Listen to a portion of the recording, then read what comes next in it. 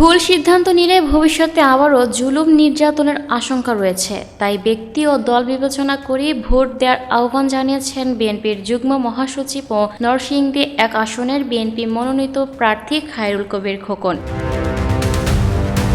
রোববার ১ ফেব্রুয়ারি সকাল থেকে দিনব্যাপী নরসিংদীর সদর উপজেলার মাধবদীর কাঠালিয়া ইউনিয়নের ৯টি ওয়ার্ডে গণসংযোগ ও উঠান বৈঠকে এসব কথা বলেন খায়রুল কবির খোকন। বিএনপির দীর্ঘ ১৬ বছরের আন্দোলনের ফসল হিসেবে ছাত্র অভ্যুত্থানের মাধ্যমে শেখ হাসিনার পতন হয়েছে জানিয়ে খোকন বলেন, ২ মাসের আন্দোলনে নয়, বরং ১৬ বছরের ধারাবাহিক আন্দোলনের ফলেই জুলাই-আগস্টের আন্দোলনে শেখ হাসিনা দেশ ছেড়ে পালাতে বাধ্য হয়েছেন। এখন জনগণ স্বাধীনভাবে ভোট দিয়ে সরকার গঠনের সুযোগ পেয়েছে, তাই সবাইকে ভোট কেন্দ্রে গিয়ে ভোট দেওয়ার আহ্বান জানান তিনি। খোকন আরও বলেন, ভোট দেওয়া জনগণের পবিত্র দায়িত্ব। জনগণের ভোটই নির্ধারিত হবে ভালো মানুষ নাকি খারাপ মানুষ, ভালো দল নাকি খারাপ দল দেশ পরিচালনা করবে। বিএনপি কখনো ব্যক্তিগত স্বার্থে আন্দোলন সংগ্রাম করেনি কিংবা আপোষ করেনি জানিয়ে তিনি বলেন, আপোষ করলে দলের নেতারা বিলাসবহুল জীবনযাপন করতে পারতেন। বেগম খালেদা জিয়ার ওপর দীর্ঘদিন অন্যায় নির্যাতন চালানো হলেও তিনি জনগণের স্বার্থ ও গণতন্ত্র পুনরুদ্ধারের প্রশ্নে কোনো আপোষ করেননি। তিনি আরো বলেন, বিএনপি ৪ বার ক্ষমতায় গিয়েছে জনগণের ভোটে,